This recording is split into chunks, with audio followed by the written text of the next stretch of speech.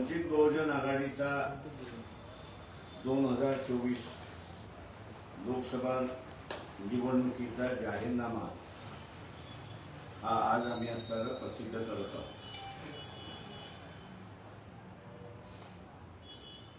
या जाहीरनाम्याबरोबरच अकोला लोकसभा मतदारसंघातील या मतदारसंघातलाही जाहीरनामा आम्ही प्रसिद्ध करत आहोत। वेगवेगळ्या लोकसभा मतदारसंघामध्ये उमेदवारांचा स्वतंत्र जाहीरनामा आहे आणि ते आपापल्या मतदारसंघामध्ये जाहीर करतात अशी परिस्थिती आहे। या जाहीरनाम्याचं वैशिष्ट्य म्हणजे आता ज्याची मोठ्या प्रमाणात चर्चा सुरुवात आहे, एनआरसी आणि सीएए हे टोटल अनकॉन्स्टिट्युशनल आहे असं आम्ही त्या ठिकाणी मानतोय। दाखवल्या जाते की हा कायदा मुसलमानांच्या विरोधात आहे असं दाखवलं जाते, परंतु त्याचा सगळ्यात मोठा परिणाम हा हिंदू समाजातील जुन्या काळी ज्यांना पिंडारी म्हटलं जात होतं आणि आत्ताच्या भाषेमध्ये BJNT असं ज्याला म्हणतो, विमुक्त आणि नोमॅडिक ट्राइब्स आपण म्हणतो, त्यांना मोठ्या प्रमाणात याचा फटका बसणार आहे। आणि त्याचं कारण की ब्रिटिशाने या सगळ्यांना गुन्हेगारी जमात म्हणून त्यांच्या कालावधीमध्ये नेमली आणि जसं रशियामध्ये कॉन्सन्ट्रेशन कॅम्प्स होते तशाच पद्धतीने यांचे कॅम्प्स उभे करण्यात आले आणि या कॅम्प्समध्ये त्यांना ठेवण्यात आलं। त्या काळी त्यांना 7 वाजता बाहेर पडण्याची मुभा होती आणि सूर्योदय द्यायच्या अगोदर त्यांना असणारं त्या कॅम्पमध्ये यायचं होतं। 20% जनता ही त्या कॅम्पमध्ये होती। 1889 पासून त्यांचा गाव कुठे आहे हे त्यांच्या 5व्या, 6व्या, 7व्या पिढीला माहीत नाही, त्याचं रेकॉर्डही कुठे नाही अशी परिस्थिती आहे। त्याच्यामुळे रेकॉर्ड नसल्यामुळे हा इफेक्ट होण्याचा क्लास आहे असं मी त्या ठिकाणी मानतोय। आणि म्हणून भारतीय जनता पक्ष हे इथल्या हिंदू मतदारांना फसवतोय की एनआरसी आणि सीए हे मुसलमानांच्या विरोधात आहेत, पण प्रत्यक्षात ते असणारं 20% हिंदू समाजाच्या विरोधात आहे अशी असणारी परिस्थिती। दुसरं याच्यातलं असणारं जे महत्त्वाचं आहे ते म्हणजे कंत्राटी कामगार जो आहे त्याला 58 वर्षाचा वय होईपर्यंत रिटायरमेंट करायचं नाही, हा एक धोरणात्मक निर्णय आम्ही त्या ठिकाणी असताना घेतलेला आहे। शेतकऱ्याच्या संदर्भातलं जे आहे हमी भावाचा कायदा हा केला जाईल आणि ह्या हमी भावाच्या कायद्याचं जो कोणी उल्लंघन करेल त्याला फायनान्शियल पेनल्टी बरोबरच क्रिमिनल पेनल्टी सुद्धा असेल अशी परिस्थिती आहे। तिसरं याच्यातलं जे महत्त्वाचं आहे ते म्हणजे शिक्षणासाठी प्रचंड मोठ्या प्रमाणात विद्यार्थी हा परदेशामध्ये जातो आणि अर्थव्यवस्थेवरती ती एका प्रकारचा बोजा आहे, ड्रेन आहे असा मी त्या ठिकाणी मानतो। शिक्षण हे जे खाजगी करून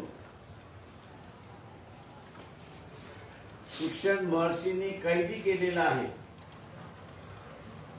ते या शिक्षणाच्या धोरणाला कैदेतून मुक्तता देत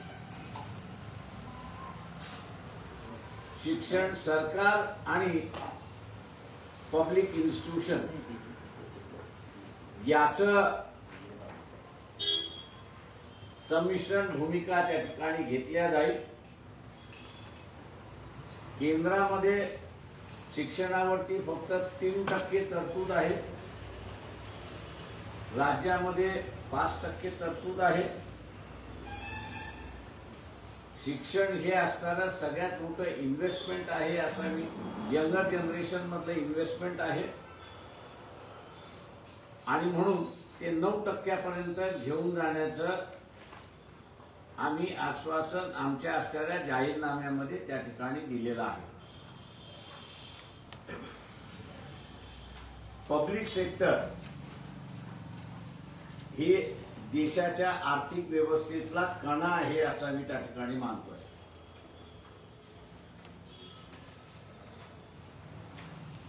तेव्हा पब्लिक सेक्टर याचं डिसइन्व्हेस्टमेंट मार्फत जी विकण्याची प्रक्रिया चाललेली आहे तिला आम्ही थांबवणार आहोत आणि त्याच्याच बरोबर नवीन इंडस्ट्रियल धोरण हे इंट्रोड्यूस करणार आहोत की ज्याचा उल्लेख आम्ही असं केलेला आहे आणि तो म्हणजे ॲग्रो बेस्ड इंडस्ट्रीला प्राधान्य देणं आणि ॲग्रो बेस्ड इंडस्ट्रीला प्राधान्य देत असताना मास एम्प्लॉयमेंट कशा रीतीने जनरेट करता येईल हाच एक उद्देश राहील आणि दुसरा उद्देश की एंटरप्रेन्युअर जे आहेत हा नवीन एंटरप्रेन्युअर क्लास इथे उभा राहिला पाहिजे। या नव्या एंटरप्रेन्युअर क्लासला उभं करण्यासाठी आर्थिक धोरण हे त्यावेळेस आम्ही असताना आखू अशी आमच्या जाहीरनाम्यामध्ये आम्ही म्हटलेलं आहे। चौथं महत्वाचं या ठिकाणी कापूस सोयाबीन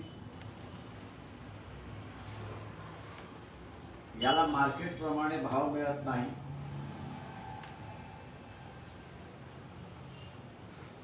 सत्तेमध्ये आलो किमान 9,000 क्विंटल कापसाचा भाव आणि 5 ते 6,000 हा सोयाबीनचा भाव।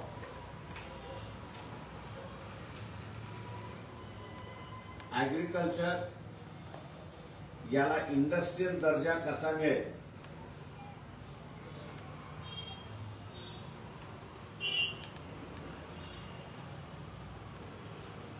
या दृष्टीने आमचा हा इन्क्लुसिव्ह जाहीरनामा कुणाला तरी वगळायचं म्हणून असणारा जाहीरनामा नाही तर सर्वांनाच घेऊन जाणारा असणारा हा जाहीरनामा की जिथे ओबीसीना रिझर्वेशन प्रमोशन मध्ये त्यांना रिझर्वेशन नाही, ओबीसीना म्हणजे प्रमोशन मध्ये रिझर्वेशन असलं पाहिजे ही मागणी सुद्धा आम्ही असताना मानतोय आणि एससी एसटीला जे रिझर्वेशन मिळतंय त्या संदर्भातली स्पष्ट भूमिका ही सरकारमध्ये आल्यानंतर आम्ही घ्यायला लावतो।